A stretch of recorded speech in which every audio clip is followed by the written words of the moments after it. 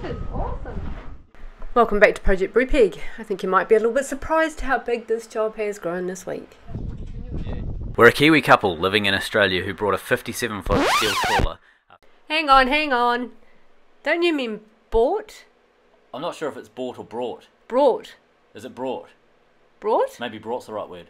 Bought. Or is it bought? Michael, can you help us? We should have bought. We should have bought. Thank you, Michael Nelson, for pointing out our language inaccuracies. We shall refer back to the Queen's English from this point on. Thank you. She'll be crewed by supporters from around the world. Welcome aboard. Thanks Travis and everyone who suggested using an SDS bit to drill holes which would weaken the concrete, and then you can use the jackhammer to get in there and do it a bit easier. That would have been ideal. We didn't have one, so Dame thought he'd just power through this way. There is quite a lot of comment around the concrete, whether it's there for strength or what it is. What we understand, it's used for corrosion resistance. Once it sets, the steel it's beside, it just doesn't let oxygen get to it, so it's brilliant for an area like this where they'll just drop some concrete in and cover the steel. We've been told by an expert that a big part of the strength in this part of the boat is the anchor room deck or floor, that is the panel of steel that runs between these two cavities. Thanks for all your thoughts about putting in extra ribs or strengthening ribs now. Yes, we're thinking we will do that. It makes the job bigger, but we are thinking we will do that. We're mean to do it for the Antarctica trip to strengthen up the front. We've got access now. Now's the time. So as you can see, this job just keeps growing. Wow, that's come off easy as. Yeah. There'll be no strength between the metal and the cement. So what was that? There'll be zero strength between the metal and the cement because it's still rusty. Yeah. Rubbish. Alright. I think you'll probably get through that today and tomorrow. Sorry, say that again? I think you'll get through that today and tomorrow. Yeah. Yeah, you need some height. Yeah.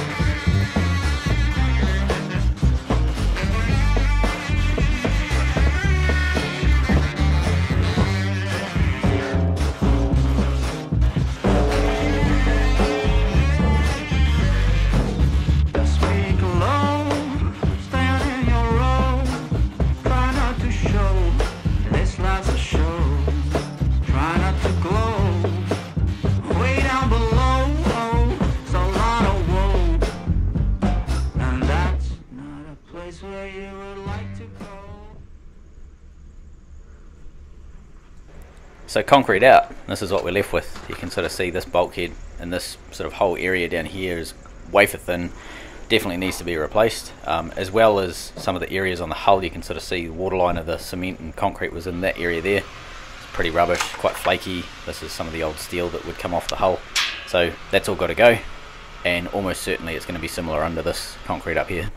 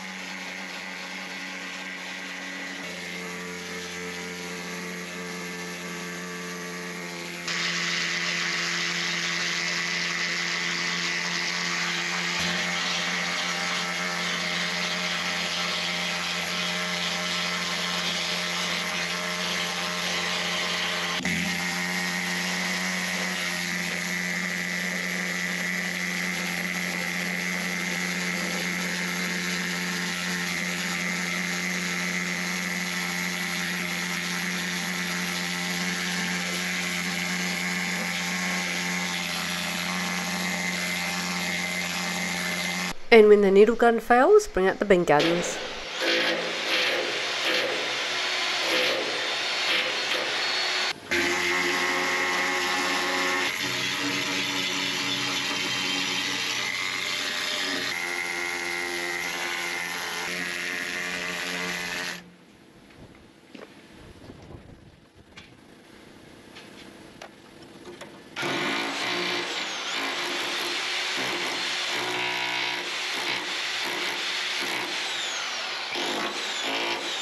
It's all about the right tool for the job, and Dane finds moving between the hammer drill and the needle gun really good.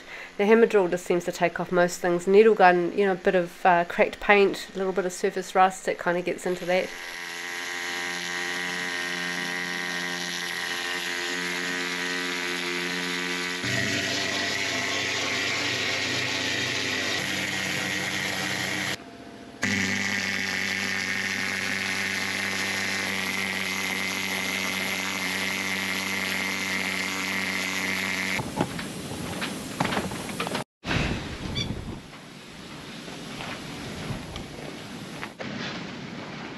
So you can see I've sort of left quite a bit of rust on this bottom sort of area here. The same down here, it's not really cleaned up. And there's a lot of rust left. And up there you can sort of see that plate's thinned out quite a bit. And this bulkhead's pretty thin. Reason being is I'm just going to chop that whole lot out. So I'll replace this, and I'll replace the other side as well. So the port side will get cut out as well. So time to start a chopping. I want to try and encapsulate, I don't know if you can see, but there's a pad that was previously welded in, an inspection pad where they cut it open to see what the condition of this tank is at some stage in the past. I want to try and encapsulate that in the new pad so I can get rid of it basically.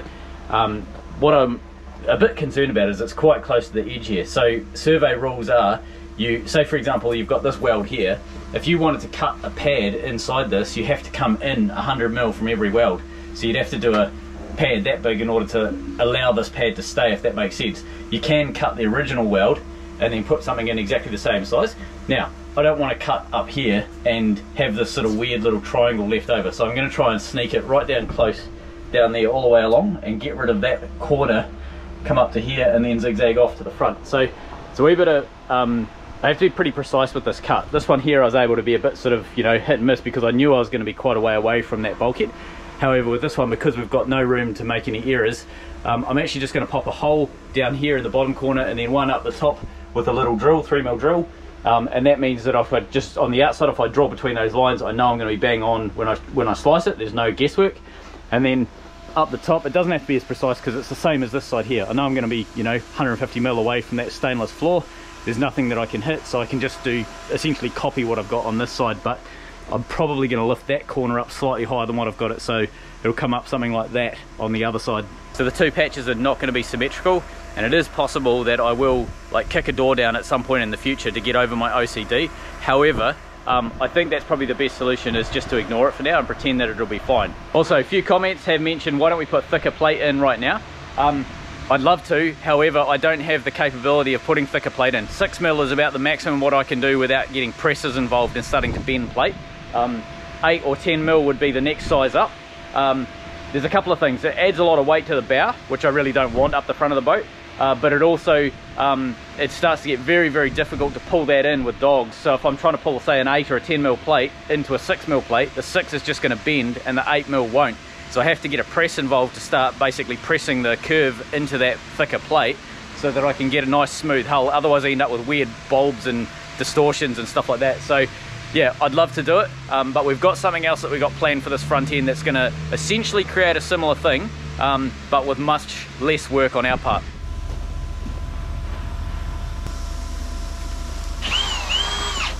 The drill idea is not working. The thought was basically punch a hole from this side to the outside, but because of the angle of the plate and the angle of the drill, I can't get them square, the drill's just wandering off every time. I don't have a center punch. I know that seems crazy, I don't have a center punch. I could possibly bop a hole and do it that way, but haven't got one, so I'll just measure it from the outside and get it right. Just take my time and make sure I get it spot on.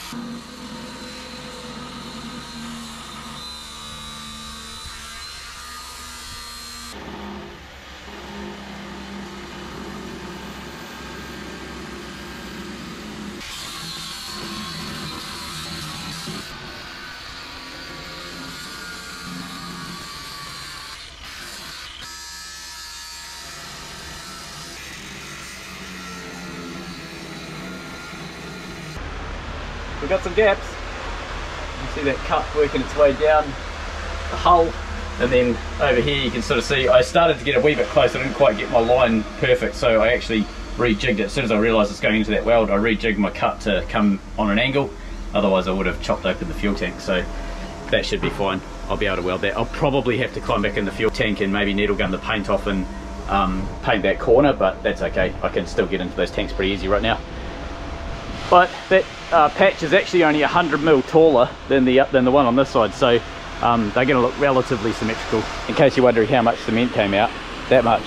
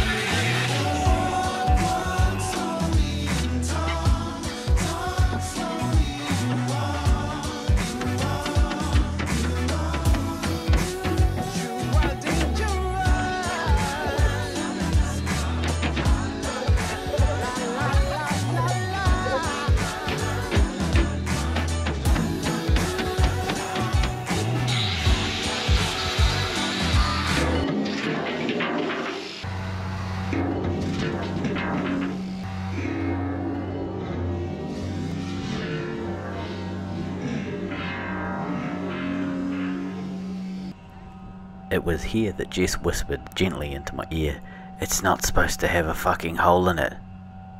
Huh, you don't say.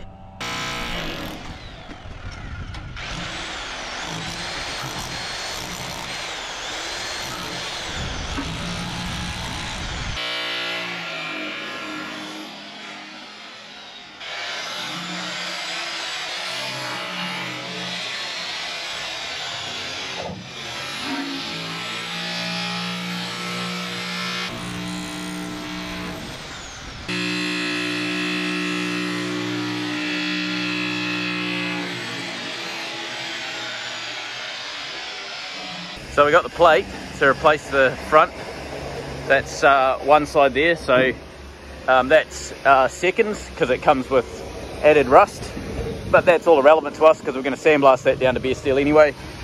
Got another piece over here, same deal, seconds because it's rusty. It comes at about half price for us if we buy it like that, but again completely irrelevant given that we're going to sandblast anyway. So it's about to head over to the blast bay. We're going to get the blaster here to do it. 70 bucks a sheet. It's just not even worth us mucking around with it for that sort of price. So we'll get that done, and then we're able to start lining it up onto the front of the boat. This morning's job, I've got to chop those bulkheads out, get those out, and then we'll start cleaning that area up so we can start welding in the new steel. But I'm also having to go with my little welder, electrolysizing the anchor winch. I'll just flick this tiny little bad boy on. That's running 24 volts DC. I think it's about 40 amps, which is way more than what I was doing with the battery charger, and you can see straight away it's bubbling up nice. So I'll leave that for an hour or two and just sort of see what sort of progress it makes. But you can see, if you look around there, you can see it's already bubbling away on the housing itself. So yeah, I think this will probably work a bit better, bit more juice.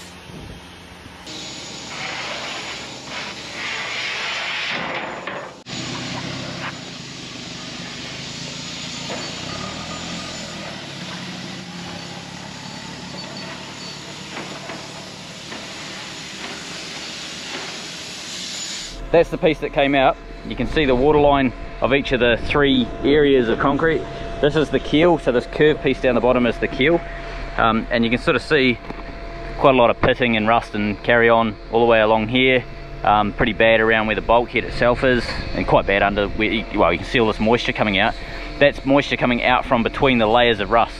So up here where you've got solid steel, there's no moisture coming out, same humidity, same temperature, same everything. Difference being is this has got layers of rust on top of it, so whilst it doesn't necessarily look like there's layers, you know there is, because that water's seeping out. Same deal down here, you can sort of see this whole area is affected, and then exactly the same on this back area over here. So pretty chuffed that we got that out. It needed to come out, it was dead, it needed to be replaced. Some people have asked, how are we going to weld the steel plate to the bulkheads and the ribs and so on when we go to put this thing back in? We'll obviously be able to get to one side, but we won't be able to get to the other side. See that floor up there, that lovely stainless floor that I welded in nearly 2 years ago. So we're chopping into the stainless floor. Obviously, I mean, that was always going to happen, wasn't it, with a small rust repair. So that floor's coming out in the center. We'll plasma cut basically a triangle out of that. So I've already welded it, so I'm actually going to cut straight down the original welds that I put in. So that way it'll still meet survey requirements and everything, because we're not going to be adding extra welds in, if that makes sense. So that floor's coming out so that we can access all of this area to weld it up properly.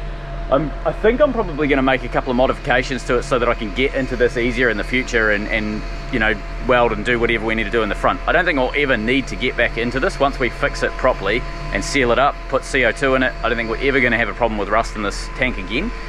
But you know me, I kind of like to build stuff so that we can repair it later on. The other side of it is, we've had a good think. We're probably going to modify the anchor room. Obviously that was going to happen out of a small rust repair as well.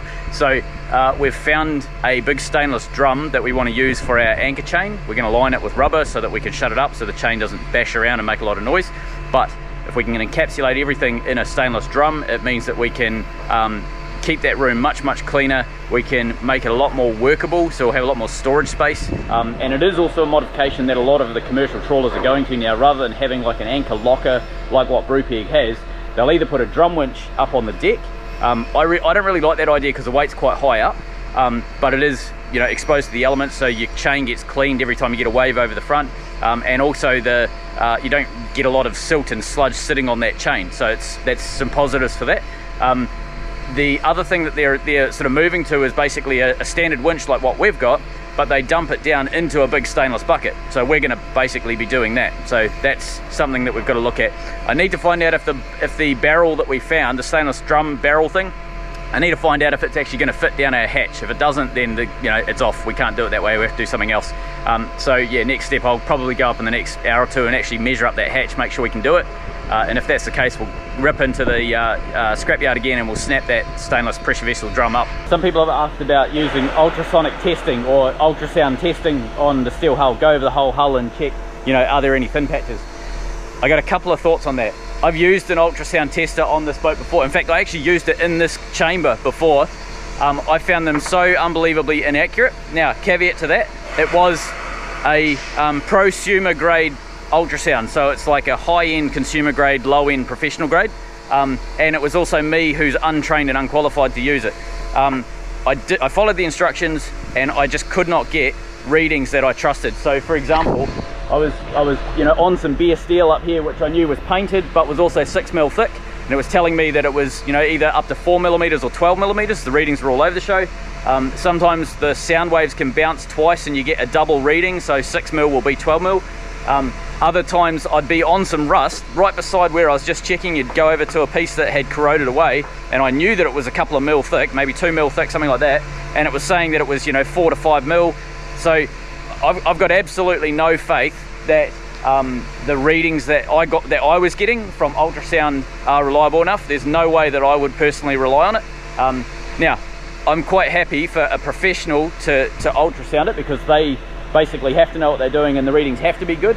But I'm also not going to pay for a professional to do it on this boat, because we can climb into almost every single tank on this boat, this being one of the last that we can't climb into.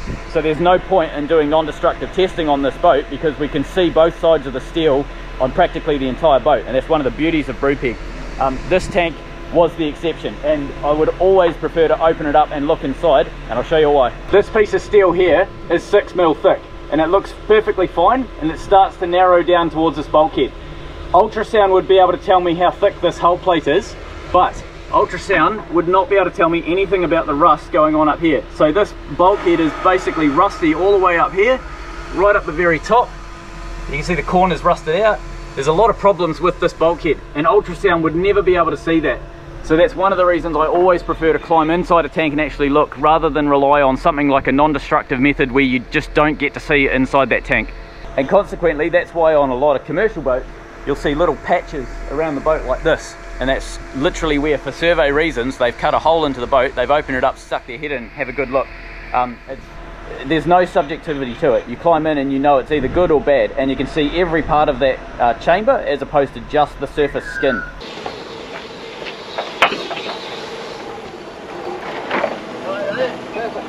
I thought you were getting finished. By the way.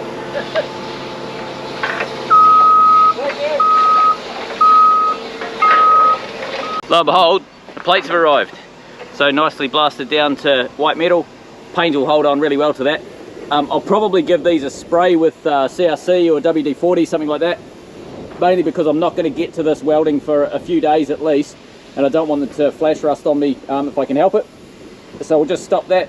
If it flash rusts, it's not the end of the world. We'll just put some rust kill on it, but yeah, I'd rather try and stop it if I can. One thing to be careful of when I cut these out, here's a straight edge, and you can kind of see, if you look along the length of that straight edge, you can sort of see there's a curve going on in that bulkhead.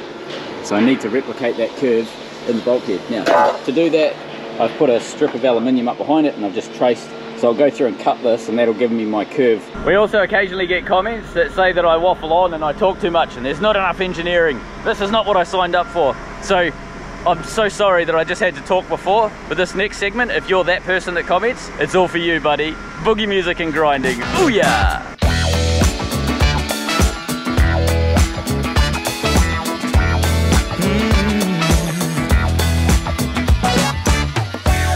Stroll downtown this evening when I heard music echo through the night. The same old songs that I heard the night before. So I started running so I wouldn't be too late. I didn't think that I would ever see your face again, but I was wrong. Yeah, I was wrong.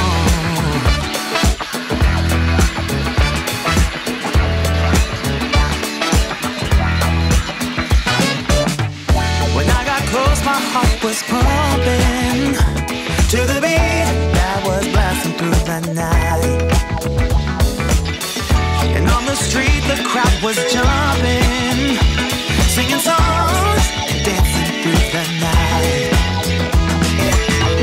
I didn't think that I would ever see your face again, but Right, now that we've got this plate cut, ready to go, time to get the original out of the boat. If you're wondering what the noise is, you can see these two little arms sticking up above the blast bay. That's a trawler. I don't know what they're doing. I think they're doing quite a bit of sandblasting to it. It's part of the reason why I was able to get these done so fast today. They were taken away this morning, and about an hour and a half later dropped off like that. and it's because they're blasting. In one of the breaks, the guys would have come down and just give those a look over. Before I cut the original, I'm just going to make sure it fits.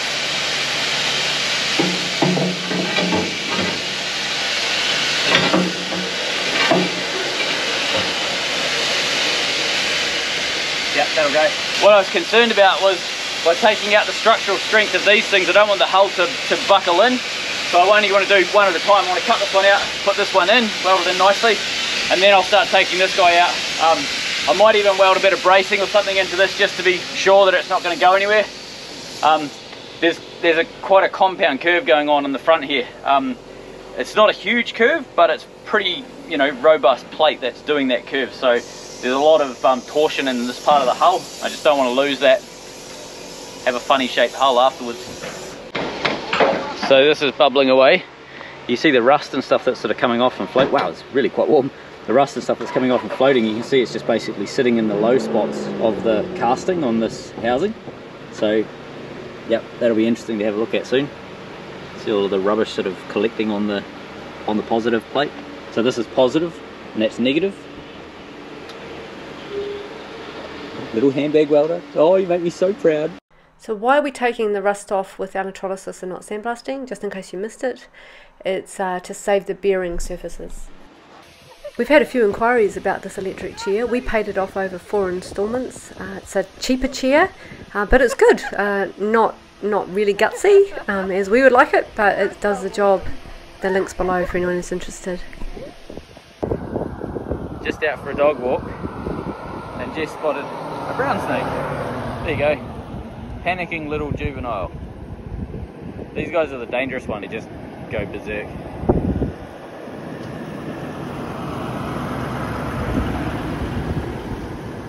Get off the road, you little fluff, you're gonna get chopped up.